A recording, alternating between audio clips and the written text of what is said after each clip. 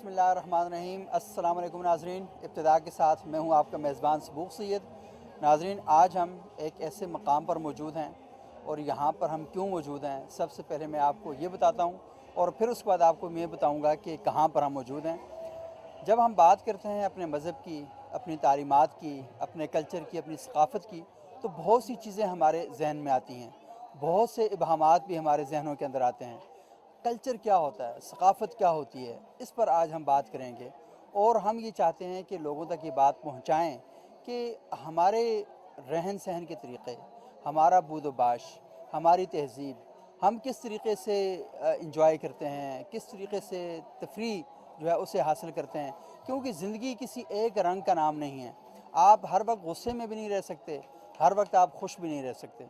एक नॉर्मल हालत भी होती है, कभी आप इंतहाई गुस्से में होते हैं, कभी गुस्से में होते हैं, कभी खुश होते हैं, कभी मुस्कुराते हैं और हर वक्त मुस्कुरा भी नहीं सकते, हर वक्त कह के भी नहीं लगा सकते। तो इंसान के एक वजूद में जहाँ खुदा की ज़ात ने बेशुमार रंग पैदा किए हैं, वहाँ पर बहुत से लोग जब इकट्ठे होते हैं तो वो बहुत से रंगों का एक इम्तिजाज पैदा करते हैं और जब बहुत से रंग इकट्ठे हो जाते हैं तो फिर हम ये कहते हैं कि ये सोसाइटी का कलेक्टिव विज़डम है, ये इज्तिमाई शऊर है, ये इज्तिमाई खुशियाँ हैं, ये इज्तिमाई गम हैं। तो हम ये देखते हैं कि ये चीज़ें सिर्फ़ इंसानों के अंदर ही नहीं हैं, हम इन चीज़ों को परिंदों के अंदर भी देखते हैं, दरिंदों के अंदर भी देखते हैं, बाकी जो जमी मखलूक़ात हैं उनके अंदर भी हम इस एक्सप्रेशन को देखते हैं कि वो किस तरीके से अपना इजहार करते हैं, गम का, खुशी का, दीगर कैफियत का। तो बड़ा गहरा एक ताल्लुक़ है कि हमने अपने कल्चर को कैसे लेकर आगे चलना है और कल्चर की वो चीज़ें जो इंसानी हुकूक़ के ख़िलाफ़ हैं, इंसानी इक़दार के ख़िलाफ़ हैं, उन्हें हम छोड़ देते हैं और वो हिस्से जो इंसानी तहज़ीब, इंसानी फ़लाह और बहबूद के लिए उनको लेकर हम साथ चलते हैं। और अरबों का बड़ा मशहूर ये मक़ूला है जिसे कहते हैं खुज़ मा सफ़ा व दा मा क़दर, कि जो साफ़ चीज़ है, अच्छी चीज़ है, बेहतरीन चीज़ है, उसे ले लो और जो चीज़ ठीक नहीं है, बुरी है, उसे आप छोड़ दो। और कुरान भी हमें इस बात की तालीम देता है और ये कहता है कि ताबनु अलल बिर्रि वत तक़वा वला ताबनु अलल इस्मि वल उद्वान, कि नेकी और खैर के कामों में एक दूसरे के साथ ताबन करो और बुराई और ऐसे कामों से बचो और उसमें अपने आप को इंगेज मत करो जो शर पसंदी के काम है। और इसी तरीके से सैयदना उमर फ़ारूक रज़ी अल्लाह तआला अन्हु का एक क्या खूबसूरत इरशाद मुबारक है। वो फरमाते हैं कि हक़ और सच मोमिन की मताए गुमगश्ता है, उसे जहाँ से चाहो पालो। तो हमें तो जो तरबियत दी गई है वो ये है कि आपने अच्छी चीज़ को, अच्छी बात को, अच्छे अखलाक को, अच्छे किरदार को आपने जहाँ से चाहे, जिस कौम में चाहें, जिस माशरे में चाहें, वहाँ से आप लेना है, आप ही उसी के वारिस हैं। तो इस कायनात की एक तकसीम तो ये है कि जिसे हमने ज़बानों के हवाले से तकसीम किया हुआ है, एक तकसीम ये है कि जिसे आपने कौम और कबीलों के हवाले से तकसीम किया हुआ है, कल्चर के हवाले से तकसीम किया हुआ है। लेकिन अल्लाह के नज़दीक इस कौम की इस एक तकसीम ये है कि दुनिया के अंदर मतीन और शरीफ लोग कौन से हैं, नफीस और नस्ताली किस्म के लोग कौन से हैं। और एक तकसीम इस दुनिया के अंदर ये है कि जिसमें हम ये देखते हैं कि वो लोग जो माशरे के लिए बेअमनी का इंतशार का सबब बनते हैं, वो क्या लोग हैं। तो आज हम लोक विरसा इस्लामाबाद में मौजूद हैं। यहाँ पर बहुत से हुनर आपको दिखाई देंगे, वो हुनर जो लोगों ने सदियों की महारतों से हासिल किए हैं, उनको पता है कि इन चीज़ों को कैसे लेकर चलना है। तो बहुत से अहम इशूज़ हैं जिन पर आज हम बात करेंगे। आपने इस प्रोग्राम में हमारे साथ रहना है और इन चीज़ों को देखना है, इन पर अपनी राय देनी है और इसके साथ साथ ये समझना है कि सारी चीज़ें हो किस तरह रही हैं। तो इस वक्त हम प्रोग्राम का आगाज़ कर रहे हैं। एक ऐसे स्टॉल में मौजूद हैं जो मैं ख़ुद ज़िंदगी में फ़र्स्ट टाइम एक्सपीरियंस करने जा रहा हूँ और वो ये है कि रेशम के कीड़े से रेशम कैसे बनता है। ये किताबों में तो पढ़ा था कैसे बनता है, लेकिन आज पहली बार मैं देख रहा हूँ। और यहाँ पर जो इस स्टॉल के ओनर हैं उनके साथ हम बैठे हैं, उनसे हम बातचीत करेंगे। अस्सलाम वालेकुम जी वालेकुम सलाम जी। कैसे हैं आप? ये अल्लाह का शुक्र है। आपका नाम क्या है जी? जी सैयद अरशद अली जाफरी। अरशद जाफरी साहब, कैसे मिजाज हैं आपके? अल्लाह का शुक्र है। अच्छा अरशद जाफरी साहब, बताएं कि ये रेशम से आप ये बना रहे हैं, धागा बना रहे हैं, ये किस तरीके से बनता है थोड़ा सा? यहाँ पर हमारा आने का मकसद ये है कि इस इंडस्ट्री को प्रमोट किया जाए और लोगों तक पैगाम पहुँचाया जाए कि इस इंडस्ट्री को अपनाएं। सही। बुनियादी तौर पर इस सनत के लिए ज़रूरी है कि पहले मलबरी के प्लांट हों।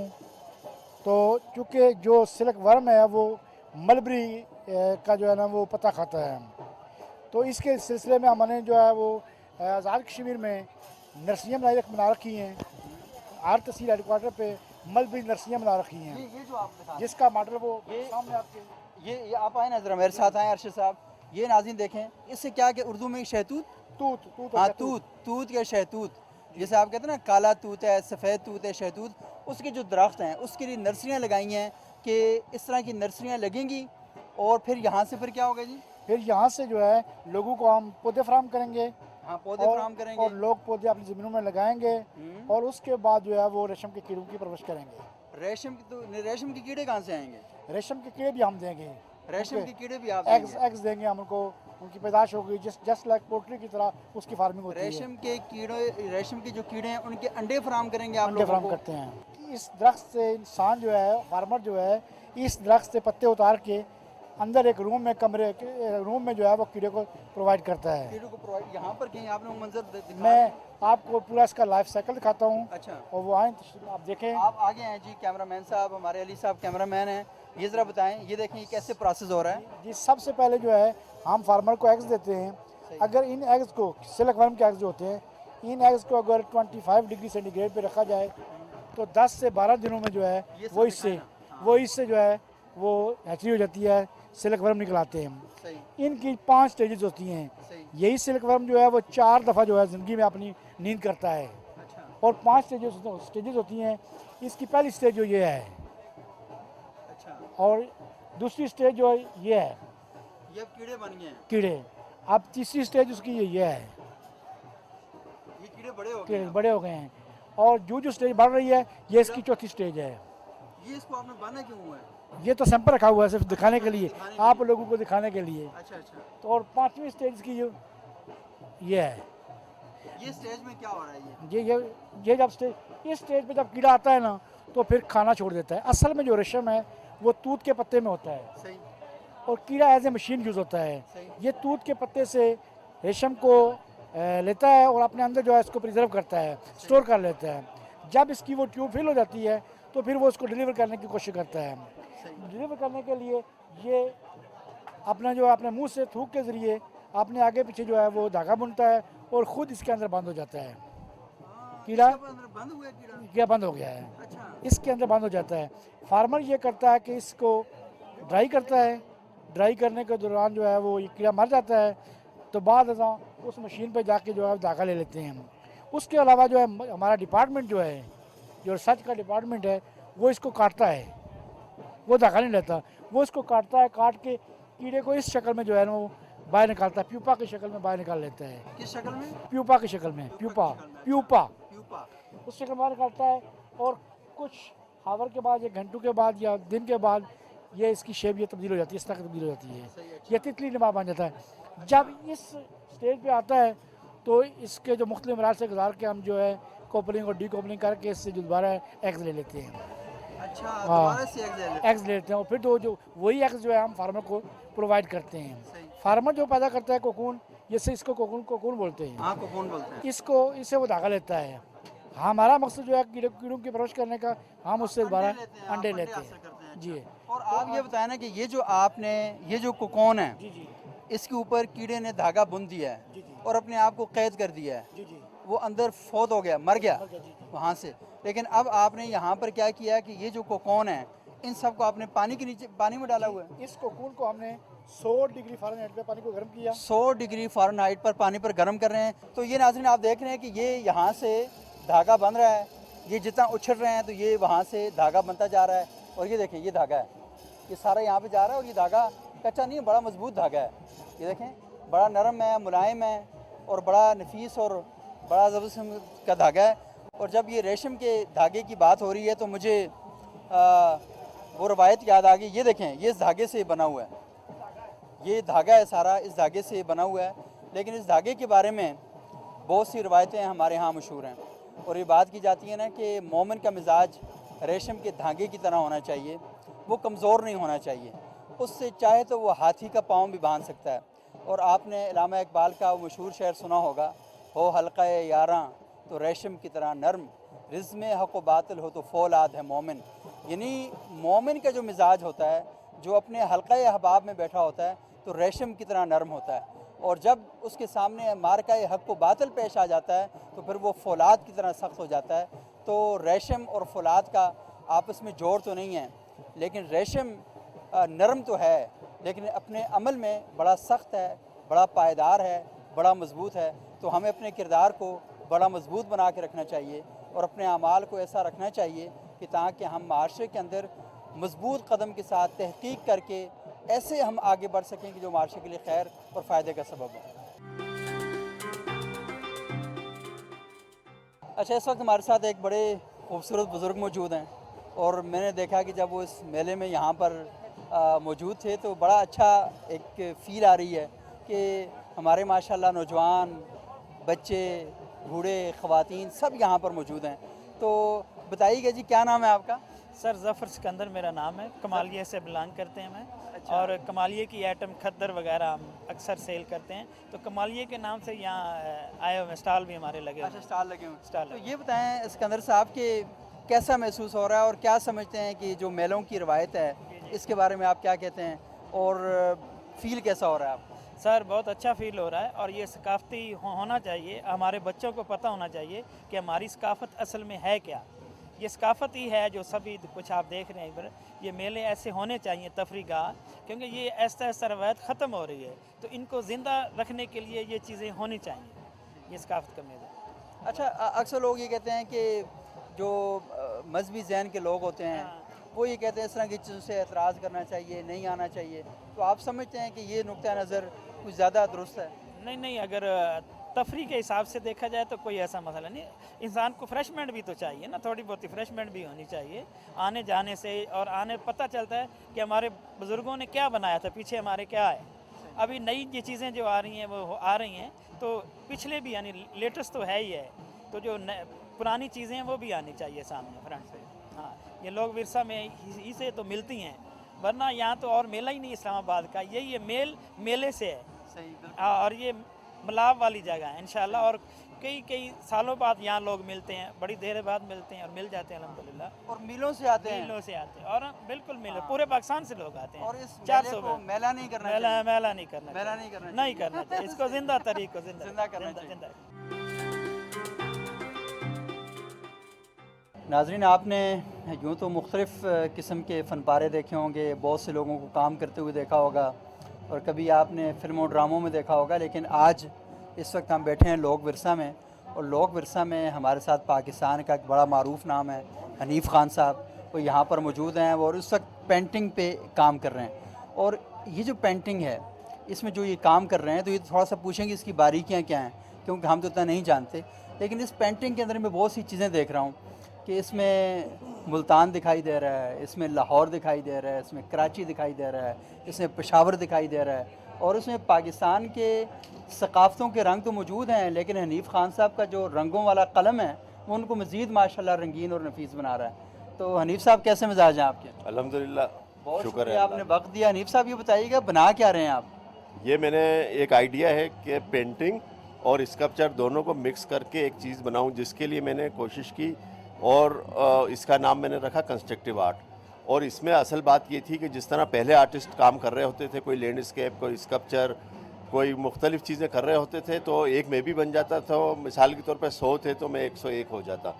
لیکن میں نے کوشش یہ کی کہ کوئی ایسا نیا کام کروں کہ وہ بالکل ہی منفرد ہو اور اس میں پاکستان کا بھی نام ہو، میرا بھی نام ہو. تو اس کے لیے میں نے یہ کیا کہ پاکستان کا جو آرکیٹیکچر، جو قدیم عمارات ہیں اور قدیم چیزیں ہیں، کیونکہ بہت سے ممالک ایسے ہیں جن میں ہم جا کے دیکھیں تو ایک ہی آرکیٹیکچر ہے یا کچھ بھی نہیں ہے. اور پاکستان میں اللہ کے فضل سے اگر ہم ملتان چل جائیں تو بلو ٹائلز پر اتنا کام ہے، اس کی جو آرکیٹیکچر ہے وہ برکس پہ زیادہ کام کیا ہوا ہے.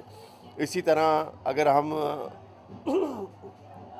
سندھ کی طرف چلے جائیں تو وہاں پر آپ دیکھیں کہ بڑے بڑے پتھروں پر کام کیا ہوا ہے، قدیم جو پاکستان کی ثقافت. اور اس میں اسی طرح جب ہم ملتان، لاہور اور ادھر سے پشاور کی طرف آ جائیں تو ووڈ کے اوپر بہت کام کیا ہوا ہے. اب یہ سارا کا سارا آرکیٹیکچر بالکل مختلف ہے. اب چائنا کا دیکھیں وہ ایک ہی سٹائل تھا پرانا، لیکن ہمارے پاس پرانے کتنے سٹائل ہیں. تو میں نے اس کو متعارف کرانے کے لیے کہ دنیا جو ہے وہ سمجھتی ہے کہ جو ایشین لوگ ہیں یہ بیکورڈ، یعنی کہ ان کے پاس عقل کم ہے.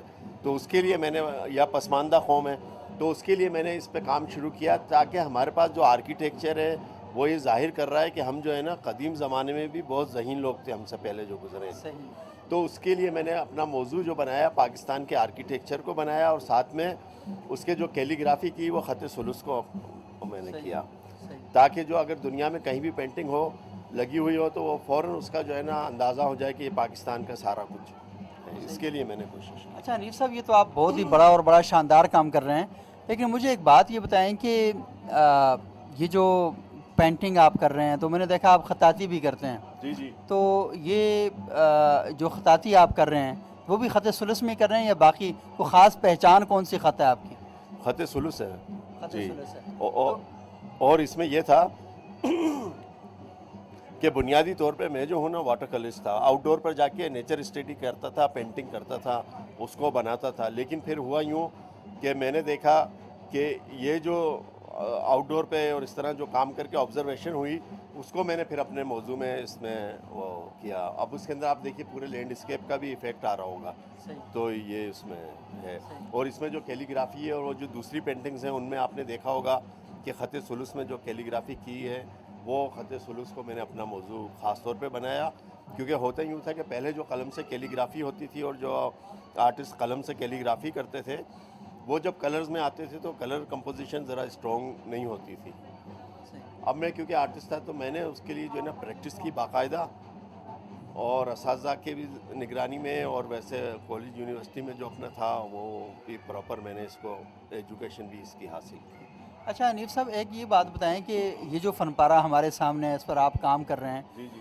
ایک ایسا فن پارہ بنانے میں کتنا وقت لگتا ہے, اور کیا اس فن پارہ بنانے کے لیے لازمی ہے پہلے آپ کے دماغ میں ایک تصویر بنتی ہوگی اور آپ سوچتے ہوں گے کہ ہم نے یہ چیز تخلیق کرنی ہے, تو بار بار نقشہ بناتے ہوں گے, توڑتے ہوں گے, پھر بناتے ہوں گے, پھر توڑتے ہوں گے, تو خیال میں کتنا وقت لگتا ہے؟ اچھا یہ بڑا فضول سا سوال ہے, خیال میں کتنا وقت لگتا ہے, لیکن یہ جو عمل کرنے میں کتنا وقت لگتا ہے؟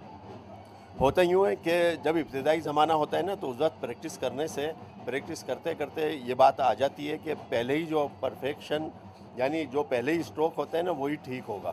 تو اس کے لیے یہ تھا کہ اب جیسے میں نے اس کے اندر یہ کام کیا تو یہ پوری ایک سیریز پہ کام کیا, اور پوری سیریز پہ جو کام کیا یہ کوئی میرا خیال ہے 150 کے قریب اس طرح یا 200 پینٹنگز میں نے بنائیں اور ان کی پھر ایگزیبیشنز کی. اللہ تعالیٰ نے 4 دفعہ مجھے نیشنل ایوارڈ بھی دلوایا, کراچی سے, لاہور سے, پشاور سے, اور اللہ تعالیٰ کا فضل و کرم سے جو ہے اس کو پہلے لوگوں نے کچھ آرٹ کریٹکس نے دان نیوز میں لکھ دیا کہ یہ آرٹ سے کوئی اس کا تعلق نہیں ہے, تو ڈیکوریشن پیس بن گئے.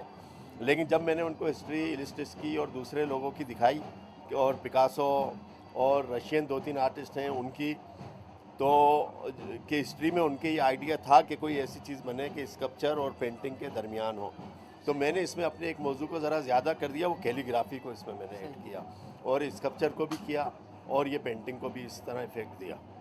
اچھا حنیف صاحب, ایک سوال کرنے لگا ہوں جو شاید آپ کی طبیعت پہ گراں گزرے, وہ یہ ہے کہ آپ جو اتنا شاندار کام کر رہے ہیں, اتنا وقت اس میں صرف کرتے ہیں, بالکل. لیکن آج کل لوگ کہتے ہیں کہ کمپیوٹر پر بیٹھو اس طرح کی تصویریں جتنی چاہیں بنا لو, بالکل تو کیا فرق پڑتا ہے؟ تو لوگ تو بڑے سہل پسند ہو گئے ہیں, بالکل ٹیکنالوجی نے بڑی آسانیاں پیدا کرتی ہیں, بالکل اور وہ یہ کہہ رہے ہیں کہ اگر آپ نے اس طرح کی کوئی چیز نکالنی ہے یہ بھی 3D پرنٹر سے اور وہ جو نئے آ رہے ہیں اس سے آپ نکال سکتے ہیں. بالکل. تو یہ تو آپ کا جو فن ہے, آپ کی جو مہارتیں ہیں, اپنے سامنے آپ ان کو ڈوبتا ہوا دیکھتے ہیں اور ان کی یوں آپ دیکھتے ہیں تو دکھ نہیں ہوتا؟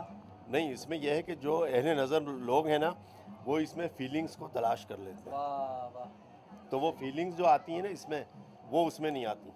اب آپ نے خود دیکھا ہوگا, ایک آپ پینٹنگ اور بھی دیکھی ہیں, اس کو دیکھا تو ایک ویسے آپ فیلنگ محسوس کرتے ہیں, جی آپ جی ہاتھ جی لگاتے ہیں, ایسے چھوتے ہیں, جو اگر جو نہیں کرنا چاہیے ایسے, لیکن آپ ایک مورا محسوس کرتے ہیں کہ بالکل بالکل یہ رنگ ہی نہیں ہے, بالکل ان رنگوں کے پیچھے خیالات ہیں, ان رنگوں کے پیچھے بہت لمبی چیزیں ہیں. تو وہ الحمدللہ وہ فیلنگز جو ہے نا لوگ اس کو پسند کرتے ہیں, اور اس کی وجہ سے جو ہے عام طور پہ ہمارے معاشرے میں تو یہی محسوس کیا جاتا ہے کہ قدردان نہیں ہے, لیکن میں نے یہاں پر بیٹھ کے کیا تو یہ محسوس کیا کہ قدردان بہت ہیں. اب ان میں سے بہت سو کی ایسی استعداد ہوتی ہے جو اس کو اس کی اصل قیمت پہ خرید لیتے ہیں الحمدللہ. اچھا حنیف صاحب, ایک بات بتائیں, جی جی ہر بڑے خطاط کی اور پینٹر کی یہ خواہش ہوتی ہے جی جی کہ اس کا جو فن پارہ ہے وہ دنیا میں کوئی ایسا مقام حاصل کرے بالکل کہ کسی ایسی جگہ پہ لگا ہو بالکل ہیں کہ وہ جیسے ہم دیکھتے تھے نا کہ خانہ کعبہ کی دیوار پر جی جی وہ سبع عشرہ بالکل ہیں، وہ کیا کہتے ہیں سبع معلقات بالکل وہ لگے ہوتے تھے، بالکل اور یہ تائید ہوتی تھی سوسائٹی کی طرف سے کہ ہاں اس شخص کا کلام ایسا ہے کہ جو یہاں پر لگنے کے قابل ہے. تو کبھی ذہن میں آیا کہ آپ کا جو فن پارہ ہے یہ کس جگہ پر لگا ہو کہ آپ کی تسکین ہو جائے؟ اس کا یہ ہے کہ موجودہ دور میں جو پہلے بادشاہ جو تھے نا اس کو سپورٹ کرتے تھے، اور جو قوم کے سربراہ ہوتے تھے وہ سپورٹ کرتے تھے. موجودہ دور میں حال یہ ہے کہ وہ سب اپنے اپنے اس میں پڑے ہوئے ہیں، ہر ملک میں ہر جگہ. تو کوئی سرکاری طور پہ کسی بھی ملک میں اس کی کوئی باقاعدہ تو وہ نہیں ہے، لیکن سرپرستی نہیں ہے. تو اس کے لیے یہ کیا ہے کہ بس اللہ کے فضل سے اب جیسے یہ جگہ اللہ نے مجھے دے دی ہے تو یہ بھی ایک ادارے کے لوگ ورثہ کے اس سے، لیکن باقی جو ہے نا جیسے سرپرستی ہوا کرتی تھی پہلے زمانے میں وہ آج کل نہیں ہے. لیکن اس کے باوجود میں جب اپنا کام کرتا ہوں تو میں یہ سوچے بغیر کام کرتا ہوں کہ یہ کتنے میں سیل ہوگا کہ نہیں ہوگا. بس مجھے اپنا ایک کام بنانا ہے، ایک فیلنگ جو ہے اس کو منتقل کرنا ہے، ایک آئیڈیا کو اس پہ لانا ہے، اور وہ جو ہے نا پھر اللہ تعالیٰ اس کا جو ہے نا خود بخود ہی کوئی سبب بنا دے گا.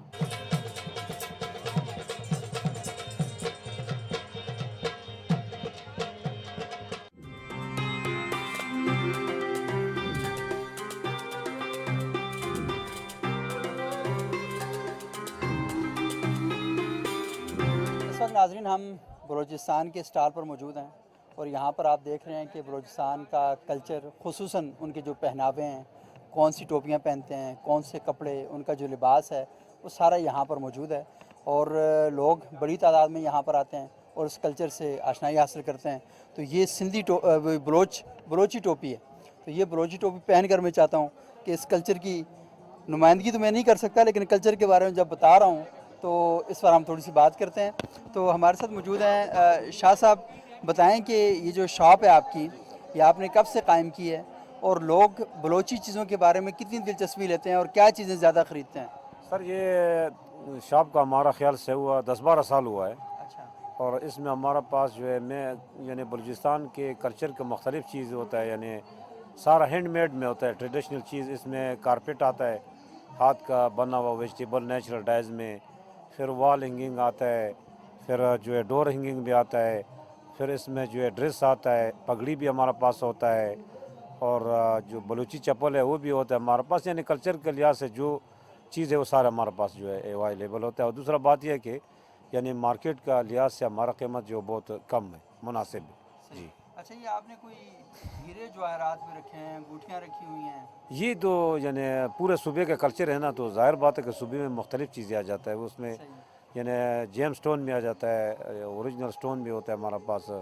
اس میں رنگ ہو گیا، نیکلس ہو گیا، پینڈنٹ ہو گیا، ڈیفرنٹ چیز ہوتا ہے وہ بھی ہے اس میں. اچھا، یہ جو ٹوپی میں نے پہنی ہے تو یہ تو بلوچی ٹوپی ہے. یہ بلوچی ہے، یعنی کلوز ہوتا ہے سندھی سے، لیکن یہ کلچر کا بنتا ہے وہ بلوچی ٹوپی بلوچی ہے. اور ہے، سندھی کا اور. لیکن یہ جو ٹوپیاں پڑی ہیں خواتین کی ٹوپیاں ہیں، یہ جو سامنے پڑی ہیں؟ ہاں اس میں خواتین کا بھی ہے، وہ بھی ٹریڈیشنل چیز ہوتا ہے. اچھا، وہ بھی پہنتی ہیں؟ ہاں جیسے یہ ہے، یہ اچھا کلچر کی وجہ سے بناتا ہے یہ. اچھا اچھا، یہ اس میں تو بلوچی بڑے ہیرے جواہرات آپ نے لگائے جی ہوئے سر، ہیں، یہ اگرچہ کہ اصلی والے نہیں ہیں. ٹریڈیشنل روایتی طور پر. جی جی روایتی لگے طور ہوئے. پہ. اچھا، جی یہ بتائیں کہ یہ جو خواتین کے ڈریس ہیں انہیں کیا بولتے ہیں؟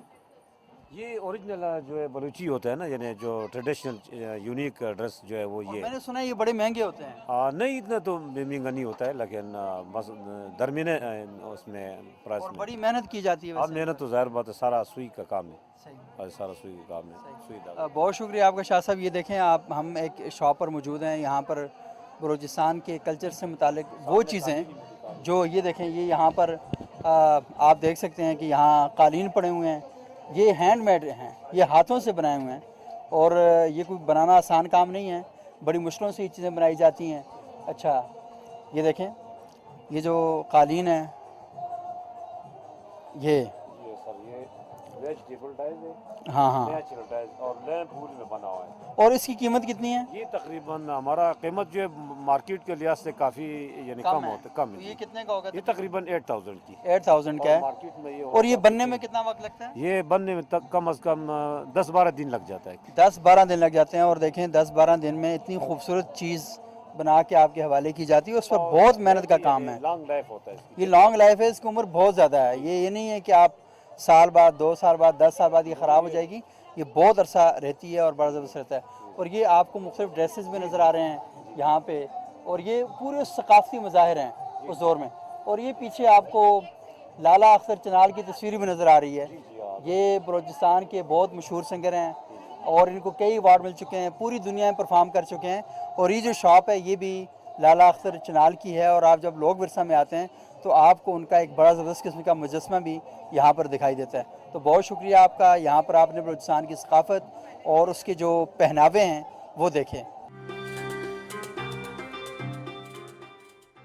तो नाज़रीन, यहाँ पर बहुत से लोग आए हुए हैं, मुख्तलिफ़ इलाक़ों के लोग आए हुए हैं, बच्चे भी यहाँ पर आए हैं। एक बच्चा अभी अभी मैंने पकड़ा है, इस बच्चे से हम बात करते हैं। क्या नाम है आपका? दाऊद मेरा नाम है। दाऊद मेरा नाम है। और काम क्या है आपका? काम खाना मेरा काम है। दाऊद मेरा नाम है। दाऊद मेरा खाना मेरा काम है। खाना मेरा काम है। अच्छा अच्छा, सही। अच्छा, ये खाना तो अच्छा काम है। तो ये बताएं दाऊद के कैसा लग रहा है आपको यहाँ पे आके? बहुत अच्छा लग रहा है यहाँ आकर। सबसे अच्छी चीज़ क्या लगी यहाँ पे?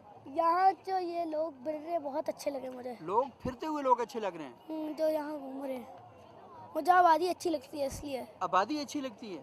जी, आबादी ज़्यादा अच्छी लगती है या कम लोग अच्छे लगते हैं? आबादी ज़्यादा अच्छी लगती है। यानी यहाँ पे जो ज़्यादा लोग आए हुए हैं वो अच्छे लगते हैं। जी। वैसे आबादी ज़्यादा नहीं होनी चाहिए, आबादी कम ही होनी चाहिए। लेकिन बहरहाल दाऊद को यहाँ पर जो लोग आए हुए हैं वो ज़्यादा अच्छे लगते हैं। देखें ना, ये सबसे बड़ी बात है कि इंसान को इंसान अच्छे लगते हैं, वो इंसानों के अंदर रहना चाहता है। क्या अच्छा लगता है, कैसे अच्छे लगते हैं, वजह क्या है आपकी? तो क्या अगर इंसान ना हो तो हम लोग इस दुनिया में रह नहीं सकते। हाँ सही। तो ये बात इतने गुस्से में क्यों कह रहे हो बेटा? उससे में नहीं आ रहा हूँ, प्यार से ठीक है। कहो, प्यार से कहो ज़रा। अगर इंसान ना हो तो हम लोग इस दुनिया में रह नहीं सकते। और इंसानों को इंसानियत सीखनी चाहिए, जी ये इंसानों की तरह रहना चाहिए, जी एक दूसरे के साथ प्यार मोहब्बत करनी चाहिए। जी कहते रहो मेरे साथ, एक दूसरे के साथ प्यार करना चाहिए, एक दूसरे के साथ प्यार करना चाहिए, गुस्सा नहीं करना चाहिए, गुस्सा नहीं करना चाहिए, टीचर्स को भी गुस्सा नहीं करना चाहिए, टीचर को भी गुस्सा नहीं अम्मी होना अब्बा को भी गुस्सा नहीं करना चाहिए, चाहिए, अम्मा को भी गुस्सा नहीं और करना हमें शरारतें भी नहीं करनी चाहिए। चाहिए, हमें शरारतें भी हमें नहीं ऐसे काम नहीं करने चाहिए जिससे बड़े नाराज़ हों। करनी- हमें भी ऐसे काम नहीं करने चाहिए जिससे बड़े नाराज हों। और ये सारे काम आप करेंगे? नहीं, ये सारे काम ये सारे काम मैं करूँगा, ये बोलो। बस ये सारे काम करूँगा। अच्छा दाऊद, ये बताओ क्या सुनाओगे हमें? मैं अपना एक गाना सुनाऊंगा। अपना गाना? आप सिंगर हैं? जी एक मेरे बाबा ने सिखाया था। वो क्या? मैं सुनाऊं? हाँ सुनाओ ना। दाऊद मेरा नाम, हंसना मेरा काम, हिंदू मुस्लिम सिख ईसाई सबको मेरा सलाम। वाह जी वाह। दाऊद मेरा नाम, हंसना मेरा काम, हिंदू मुस्लिम सिख ईसाई सबको मेरा सलाम। और आपको दाऊद हमारा सलाम। अच्छा नाज़रीन, इस वक्त हम मौजूद हैं पान के स्टॉल पर, और जिस खूबसूरती के साथ इन्होंने यहाँ स्टॉल को डेकोरेट किया हुआ है, ज़बरदस्त किस्म के बर्तन रखे हुए हैं और किस खूबसूरती के साथ पान सजा के पेश करते हैं। तो ये भी हमारे कल्चर का एक हुस्न है कि हम अपनी गाड़ियाँ, अपने ड्राइंग रूम, अपने घर और अपने कारोबारों को किस तरह सजा के रखते हैं। तो ये देखें किस खूबसूरती के साथ इन्होंने पान को सजा के रखा हुआ है। और जिस बंदे का पान खाने का जी नहीं चाहता वो भी बेचारा पान खाने पर मजबूर हो जाता है। तो इसलिए पान खाएं या ना खाएं, लेकिन हम इनसे ये ज़रूर पूछते हैं कि किस किस्म का इनका कारोबार चल रहा है और मेले में इन्हें खुद कैसा फ़ील हो रहा है और इनकी जो फ़रोख्त है वो कितनी हो रही है, ज़्यादा कौन से पान बिक रहे हैं। जी अस्सलाम वालेकुम सर। सर लाहौर से आए हैं हम लोग, ये लोक विरसा में, और हम अल्हम्दुलिल्लाह पूरे पाकिस्तान में इवेंट करता हूँ, जो बहुत अच्छा लग रहा है लोक विरसे में आके ही जी। और इसके अलावा हमारे पास बहुत वैरायटी में पान है, और जिसमें बच्चों के लिए, लेडीज़ के लिए, जेंट्स के लिए। ये लेडीज़ के लिए पान होते हैं? ये सारा लेडीज़ के लिए है ना, क्यों कि ये सारा कोकोनट नारियल से बना हुआ है, सारा ड्राई फ्रूट, खरोट, बादाम, किशमिश से डाला हुआ ये पान है, बिल्कुल स्वीट पान है। ये समझो कि आप ऐसा पान है कि जैसे मुंह में जाते ही ना घुल जाएगा, ठहरने वाला पान नहीं है। ये समझो कि गुलाब जामुन पान है, खुशबू वाला है। जामुन पान? जी बिल्कुल अल्हम्दुलिल्लाह, ये खुशबू वाला? खुशबू वाला ये। सबसे ज़्यादा कौन से पान फरोख्त होते हैं? सबसे ज़्यादा बस जिसको सादा स्वीट पान बोलते हैं, बिल्कुल सादा मीठा है, छालिया सुपारी के बगैर ही होता है बिल्कुल। और ये छालिया सुपारी तो सेहत के लिए नुकसानदेह भी हैं। बिल्कुल नुकसानदेह है, लेकिन जो ये पान है ना, ये समझें कि अब इसमें सारा ड्राई फ्रूट डाला हुआ है, जैसे अच्छा, ये आपने पान को सेहतमंद पान बना दिया? जी सेहतमंद पान बना दिया है। ये इसमें से छालिया, गुटखा, ऐसी चीज़ें जो सेहत के नुकसानदेह हैं उन्हें निकाल ये एक शौकिया पान है, शौकिया पान, जो शौकिया लोग विज़िट करने आते हैं, जैसे मेला देखने आए हैं, शौक से लोग खा रहे हैं। صحیح ہے یہ تو جس نے نہیں بھی کھایا وہ بھی الحمدللہ اس کے بھی منہ میں سے پانی آ رہا ہے کہ پان ٹیسٹ کریں. بالکل یہ اور جس نے کھایا اس کے منہ میں پانی آ ہی رہا ہے. پانی آ ہی رہا ہے. صحیح. تو آپ پان ضرور کھائیں لیکن وہ پان نہ کھائیں جو آپ کی صحت کے لیے مسائل پیدا کرے. وہ پان کھائیں جو یہ کہہ رہے ہیں کہ اس میں ڈرائی فروٹ پڑا ہوا ہے اور بڑی اچھی چیزیں پڑی ہیں, تو وہ آپ کو پان کھانا چاہیے. کیونکہ اس کا کوئی اتنا ایشو نہیں ہے. اگر بچوں کا دل کر رہا ہے کہ پان کھانا ہے, وہ سمجھو اگر دوسرے پان کی طرف ان کا دھیان جائے گا تو وہ ہٹ کے دیکھیں گے کہ اس میں چاکلیٹ پان پڑا ہوا ہے, جس میں بادام پڑے ہوئے ہیں, کاجو پڑے ہوئے ہیں. سمجھے کہ یہ ایک صحت کے لیے اچھا پان ہے.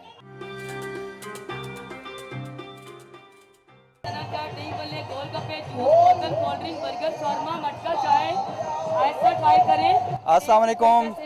وعلیکم السلام سر. کیسی ہیں آپ؟ الحمدللہ سر. اچھا مجھے بتائیں کہ آپ یہ یہ کیا کہتے ہیں چنا چاٹ اور گول گپے یہ سارا فروخت کر رہی ہیں, تو عموماً تو پاکستان میں خواتین بہت کم کام کرتی ہیں, تو آپ کا کیسا تجربہ رہا؟ سر تجربہ الحمدللہ بہت اچھا, شکر ہے میرے اللہ کا. اور آپ صرف یہاں پر سٹال لگائے یا ویسے بھی آپ یہ کام کرتی ہیں؟ نہیں سر, میں ایونٹس وغیرہ لگاتی ہوں.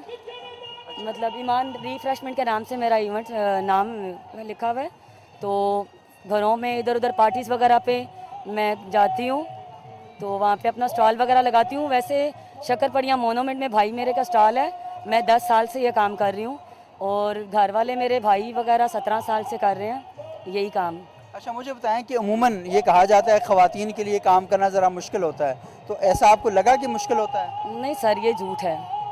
جس کے ساتھ میرے اللہ ہیں ان کے لیے کچھ مشکل نہیں ہے, اور محنت کرنے میں کوئی یار نہیں ہے, کوئی شرم نہیں ہے بالکل. صحیح. اور سب سے بڑی بات یہ ہے کہ جب میں یہاں پہ پہلی دفعہ آئی تھی اس سائڈ پہ, تو مطلب ٹینشن بھی ہوتی ہے بعض عورتوں کو کہ یار اتنے لوگ ہوں گے, مرد وغیرہ ہیں, وہاں کا ماحول کیسا ہوگا, پتہ نہیں میں وہاں پہ کر پاؤں گی یا نہیں, پتہ نہیں کیسی نظر مجھے دیکھ رہی ہوگی. لیکن مجھے سب سے بڑی خوشی ابھی تک, میں ان سب کو دعائیں دیتی ہوں دل سے. فرسٹ ٹائم میرا اس سائڈ پہ ہے, اور یہ میرے اللہ کا کرم ہے. اللہ ان بھائیوں کی زندگی کرے.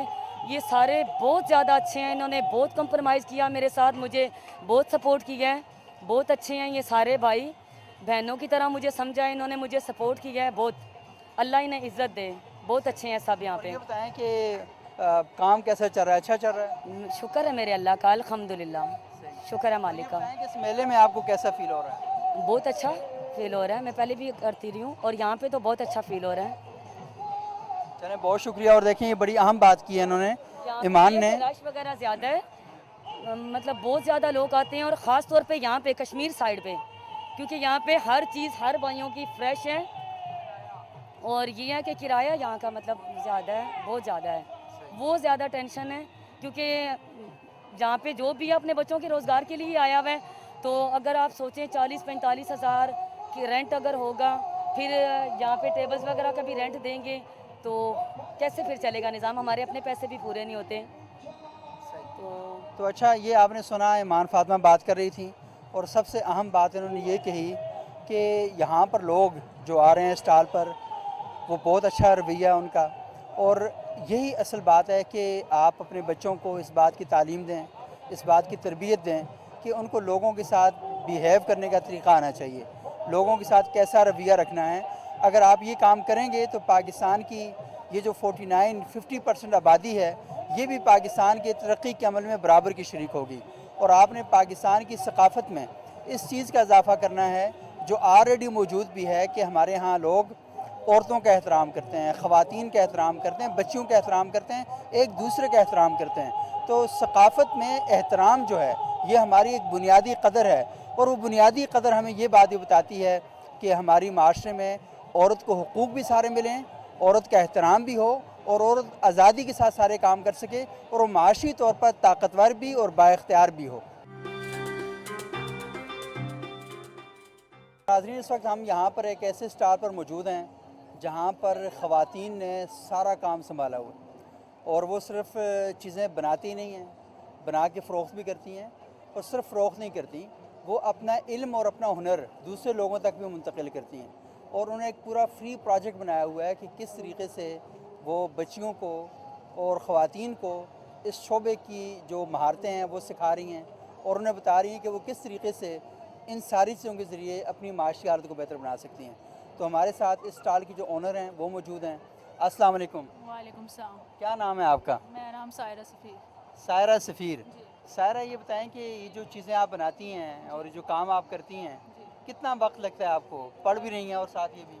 बेसिकली पढ़ाई के बाद जो है, स्टूडेंट्स की पढ़ाई के बाद 2 घंटे की क्लास होती है ये, जिसमें उनको ये करवाया जाता है, वो जिसमें बनाते हैं। डेली बेस पे ये क्लास होती है और मंथ्स के बाद जो है काफ़ी ज़्यादा चीज़ें प्रिपेयर हो जाती हैं और हम उसका स्टॉल लगा लेते हैं कहीं पे भी। और अभी हमने काफ़ी टाइम के बाद, मतलब जिस तरह यहाँ की प्रिपरेशन कर रहे थे, तो हमने काफ़ी टाइम से स्टॉक को जो है ना वो बंद रखा, सेल नहीं किया, और अब यहाँ पे स्टॉल्स लगा रहे हैं हम। एक्चुअली बेसिकली हमारा जो अलमास एक कादिर चैरिटेबल ट्रस्ट है, ये ट्रस्ट जो है ये हमारे स्कूल को सपोर्ट कर रहा है। हमारा स्कूल है द कलम स्कूल, रावलपिंडी में है, गुलिस्तान कॉलोनी में। यहाँ पे वो बच्चे जो झुग्गियों में रहते हैं, जो पढ़ना मतलब जिनके लिए पढ़ाई बहुत ज़्यादा नामुमकिन चीज़ है, जिनके पेरेंट्स ये चीज़ अफोर्ड नहीं कर सकते हैं, हम उनको सुबह के टाइम जो है वो पढ़ाते हैं और शाम के टाइम बच्चों को हुनर देते हैं।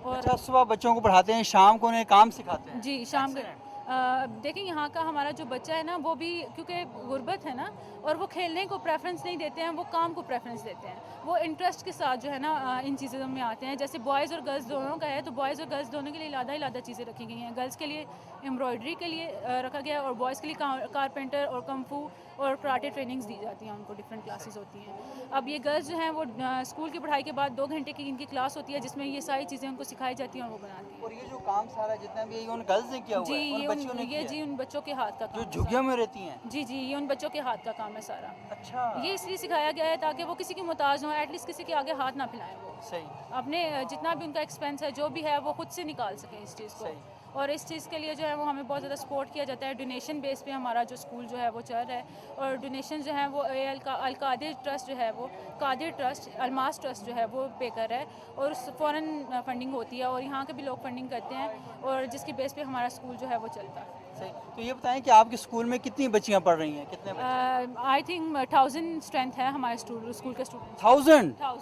1000 के करीब हमारे बॉयज़ एंड गर्ल्स, 700-800,000 के करीब हमारी स्ट्रेंथ है बच्चों की। सही। क्योंकि शाम के टाइम पे दूसरी क्लासेस भी होती हैं, तो वो स्कूल के अलावा भी बच्चे हमारे स्कूल में जो है ना वो सीख सकते हैं। जैसे कुछ लोग कॉलेज के। ये बताएं कि ये जो काम बच्चियां करती हैं, आपके पास ट्रेनिंग करती हैं, तो इस जो ये चीज़ें फ़रोख्त करते हैं, ये फिर पैसे जाके उन बच्चों को देते हैं या इदारों को देते हैं? ये बच्चों को दिए जाते हैं पैसे, क्योंकि ये उनकी मेहनत है, उनको दी जाती है ताकि उनका जो है ना वो दिल खुश हो जाए इसी से, वो और अच्छे तरीके से जो है ना इस चीज़ को सीखने की कोशिश करें। तो ये सारा जो काम है ये हाथों से करते हैं या कोई मशीनें लगी हुई हैं वहाँ? मशीन्स भी हैं, हाथों का भी काम भी है इसमें, और टीचर्स प्रॉपर प्रोवाइड किए गए हैं। जितना भी ये स्टाफ आप देख रहे हैं ये स्कूल की तरफ से प्रोवाइड होता है, बच्चों को कुछ नहीं पे करना पड़ता इसमें। और कितना स्टाफ है आपके पास? ये जो एम्ब्रॉयडरी स्टाफ है, ये हमारे पास 3 टीचर्स हैं, एक मेल हैं और 2 फीमेल टीचर्स जो हैं वो गाइड करते हैं बच्चों को।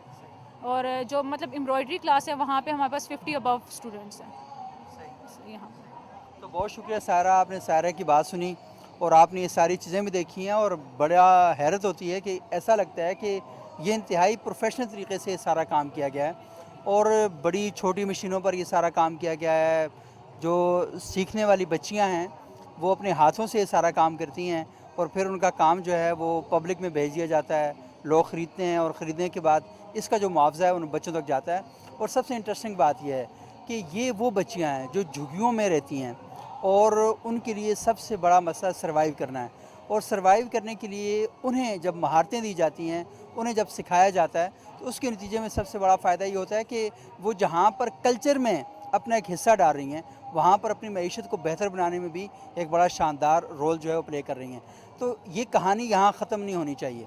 ये रावलपिंडी की छोटी सी एक कहानी है, किसी छोटी सी एक बस्ती की कहानी है, लेकिन पाकिस्तान में झुग्गियाँ हर शहर के अंदर मौजूद हैं। तो ये कहानी रावलपिंडी से उठकर पूरे पाकिस्तान में जानी चाहिए, साहिबान खैर को इकट्ठा होना चाहिए, और वो मिलजुल कर कुछ ऐसे काम करें ताकि इन लोगों को ज़िंदगी बेहतर गुजारने के लिए भी मौक़े फ़राहम किए जा सकें। तो इसी के साथ हमारे आज के प्रोग्राम का वक्त ख़त्म हुआ चाहता है। इजाज़त दीजिएगा, बहुत शुक्रिया।